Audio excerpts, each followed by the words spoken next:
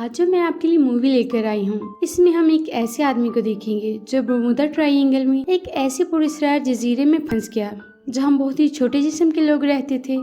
उस दुनिया में सभी चीजें छोटी थी। अपनी दुनिया में तो गुलिवर को सब इडियट समझते थे, लेकिन वहाँ वो उनका हीरो बन गया। लेकिन वहाँ वो कैसे पहुँचा?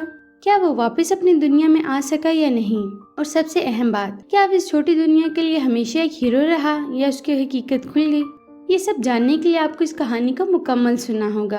अगर आपका हमारी वीडियोस पसंद आ रही हैं तो लाइक करें और सब्सक्राइब का बटन दबा दें।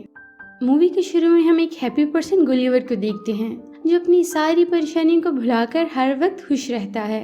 अब हम ऑफिस का सीन देखते हैं जहाँ गुलिवर एक न्यू लड़के से इंटरव्यू ले रहा होता है। वो उसे स्टूपिड क्वेश्चन करता है, लेकिन कुछ देर बाद उसे पता चलता है कि वो लड़का तो ऑलरेडी सिलेक्ट हो चुका है। तो वो उसे गप्पे लगाते हुए ऑफिस की सैर करवाने लगता है ताकि स्टाफ से इंट्रोड्यूस करवा सके। इस ऑफिस में डार्सी नाम की लड़की भी काम करती है। जब गुलिवर इस लड़के को डार्सी से मिलवाता है तो वो समझ जाता है कि गुलिवर डार्सी में इंटरेस्ट ले रहा है, लेकिन बताने से डरता है। अब दोनों बातें करते करते वहाँ से आगे लिफ्ट में चले जाते हैं तो लिफ्ट में डार्सी भी आ जाती है। वो लड़का गुलिवर के लिए लिफ्ट से बाहर आ जाता है ताकि वो बात कर सके, लेकिन गुलिवर में हिम्मत ही नहीं होती। अब नेक्स्ट डे वो लड़का गुलिवर के पास आकर उसे बताता है कि मैं तुम्हारा बॉस बन गया हूँ, तुम्हें प्रमोशन नहीं मिली। तो गुलिवर थोड़ा परेशान हो जाता है क्योंकि वो यहाँ काफी अरसे से काम कर रहा था, ये उसका राइट था, लेकिन ये पोजीशन एक न्यू लड़की को दे दी गई। वो लड़का गुलिवर को कहता है कि तुम बहुत सादा नेचर के हो और ये दुनिया बहुत तेज है, तुम्हें अपने नेचर में चेंज लाना पड़ेगा। ये दुनिया बनावट को पसंद करती है, देखो इसी वजह से डार्सी भी तुमको नोटिस नहीं कर रही। अगर तुम इस बात पर अमल कर लो तो देखना सब कुछ बदल जाएगा। वो लड़का अच्छा था इसलिए उससे अच्छे से बात कर रहा था और गुलिवर भी अच्छी नेचर का था। अब गुलिवर फैसला करता है कि वो अपने आप को बदलेगा। वहाँ से वो सीधा डार्सी के पास जाकर बातें करने लगता है। बातों के दौरान गुलिवर एक ट्रैवलिंग फार्म उठा लेता है, तो ये देखकर डार्सी उसे कहती है कि तुम्हें ट्रैवलिंग में भी इंटरेस्ट है। तो वो उसे झूठ बोलने लगता है कि हाँ, मैं इंग्लैंड, न्यूयॉर्क और इंडिया में भी घूम के आया हूँ, मुझे ट्रैवलिंग बहुत अच्छी लगती है। ये सुनकर डार्सी से कहती है कि तुम्हें तो फिर इन जगहों के बारे में लाजमी लिखना चाहिए जिन जगहों पर तुम घूम के आए हो। अब गुलिवर फैसला करता है कि डार्सी को इम्प्रेस करने के लिए वो आर्टिकल लिखेगा, लेकिन जब गुलिवर लिखने बैठता है तो उसे कुछ भी समझ नहीं आता कि वो क्या लिखे, क्योंकि डार्सी को इम्प्रेस करने के लिए उसने झूठ बोला था, जबकि वो तो कहीं पर गया ही नहीं था। तो गुलिवर ऑनलाइन मुख्तलिफ आर्टिकल से मवाद चोरी करता है और एक आर्टिकल बनाता है। अगले दिन वो आर्टिकल डार्सी को दिखाता है, जिसे देखकर डार्सी खुश होती है और इम्प्रेस भी। डार्सी उसे कहती है कि तुम्हें बर्मुदा ट्रायंगल जाकर भी कुछ ना कुछ जरूर लिखना चाहिए। नेक्स्ट डे गुलिवर बर्मुदा के लिए निकलता है। फिर वहाँ एक आदमी उसे बोट तक ले जाता है और बोट चलाने की सब इंस्ट्रक्शंस देता है कि आपने सिर्फ रेड निशान को फॉलो करते हुए आगे बढ़ना है और फिर तुम बर्मुदा ट्रायंगल तक पहुंच जाओगे।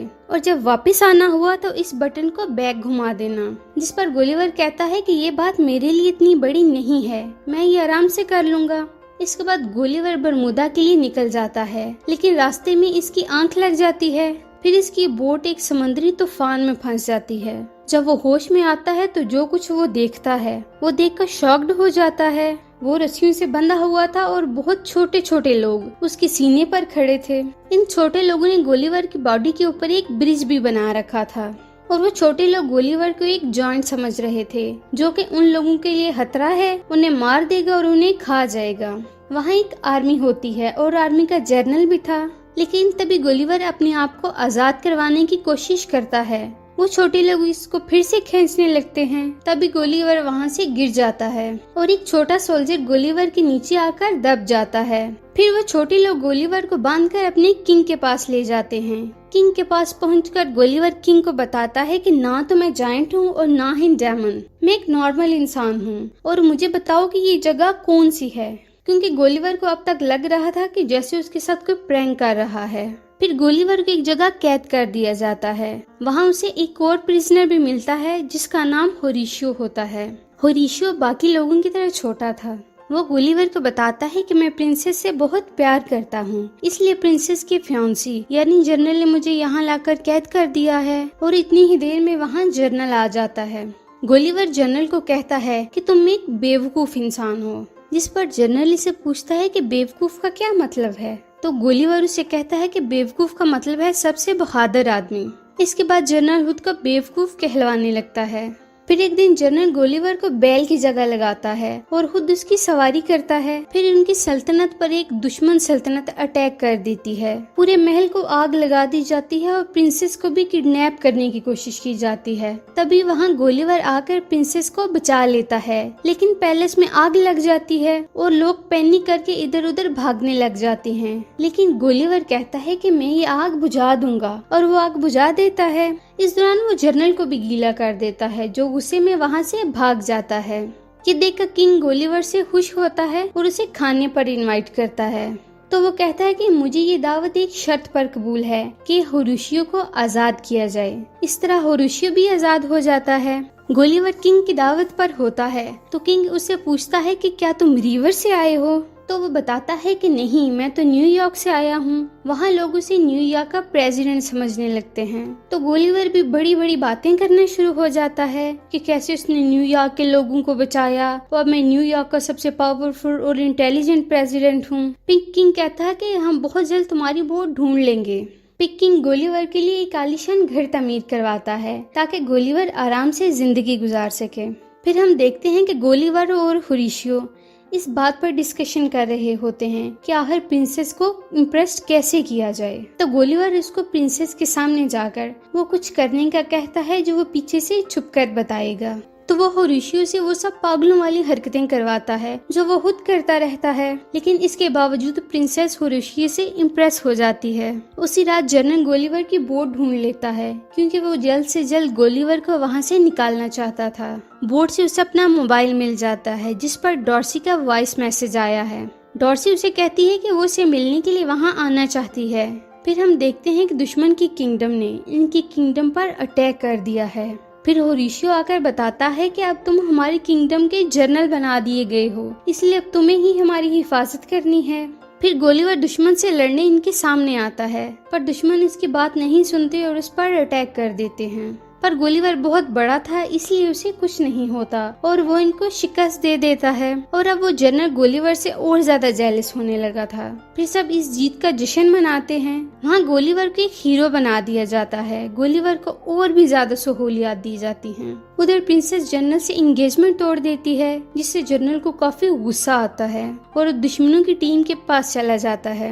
जनरल ने गोलीवर की बोर्ड से वो मैगजीन चुरा ली थी जिस पर रोबोट बनाने का मेथड बताया गया था। तो वो जनरल रोबोट बनाकर गोलीवर के सामने आ जाता है। गोलीवर जब इस रोबोट को देखता है तो काफी डर जाता है। वो रोबोट उसे उठाकर हवा में उछालने लगता है और सबको गोलीवर की हकीकत पता चल जाती है। तो सबको बताता है कि उसने आज तक जो बड़ी बड़ी बातें की वो सब झूठ थी। फिर वो जनरल गोलीवर को बांधकर एक जगह पर भेज देता है। गोलीवर किनारे पर पहुंचता है तो उसे लगता है कि वो अपने जैसे लोगों के पास आ गया है, लेकिन इस बार तो वो अपोजिट जगह पर आ गया था। पहले वो अपने से छोटे लोगों में गया था, लेकिन वो अब अपने से कई गुना बड़े लोगों में आ गया था, जहाँ गोलीवर को एक बच्ची ने खेलने वाली डॉल बना लिया था। तब उसे वहाँ होरुशियो मिलता है जो उसे बताता है कि इसके एरिया में डॉर्सी उससे मिलने आई है, लेकिन जनरल किंग को भी प्रेसिडेंट बना लिया है और अब तुम ही हो जो इनकी हेल्प कर सकते हो। तब वहाँ से निकलकर गोलीवर रात को किंग के पास पहुँच जाता है। अगले दिन गोलीवर और रोबोट के दरमियान फाइट होती है। यहाँ पर रोबोट फिर से गोलीवर पर भारी पड़ता है, लेकिन इस बार होरुशियो इसकी हेल्प करता है। वो रोबोट के अंदर घुस जाता है। उसके अंदर जाकर वो रोबोट की कुछ वायर्स को काट देता है जिससे उसका रोबोट सही तरीके से काम करना छोड़ देता है। तो ये मौका मिलते ही गोलीवर उस रोबोट को मार डालता है। इस तरह से वो लोग जीत जाते हैं। इसके बाद गोलीवर किंग से बात करता है क्योंकि होरुशियो उसका फ्रेंड था। तो किंग होरुशियो प्रिंसेस की शादी के लिए भी राजी हो जाते हैं और डॉर्सी भी गोलीवर की गलतियों को माफ कर देती है। तभी वहाँ जनरल आकर प्रिंसेस को पकड़ लेता है, लेकिन प्रिंसेस अब इस सब से थक चुकी थी। प्रिंसेस खुद को छुड़वाती है और जनरल को पंच मारती है। अब गद्दार जनरल से भी उसकी जान छूट गई थी और गोलीवर ने दो दुश्मन रियासतों की आपस में सुलह भी करवा दी थी। गोलीवर सबको अलविदा कहता है और उस अजीब दुनिया को छोड़कर यहाँ से गोलीवर डॉर्सी को लेकर न्यूयॉर्क वापस अपनी दुनिया में आ जाता है। वो अपने सफर के बारे में लिखता है और बाद में और भी एडवेंचर करता है। इस तरह गोलीवर अब ट्रैवल राइटर बन चुका है और वो डॉर्सी को प्रपोज भी कर देता है। इस तरह गोलीवर की जिंदगी बदल चुकी थी। तो दोस्तों, ये थी आज की कहानी। आपको क्या लगता है कि यह बरमूडा ट्रायंगल में वाकई ऐसे पुरस्कार ताकतें हैं? जो इंसान को किसी और दुनिया में ले जाती हैं, या ये सिर्फ इंसान की बनाई हुई कहानियां हैं? कमेंट करके जरूर बताइएगा। Thanks for watching this video.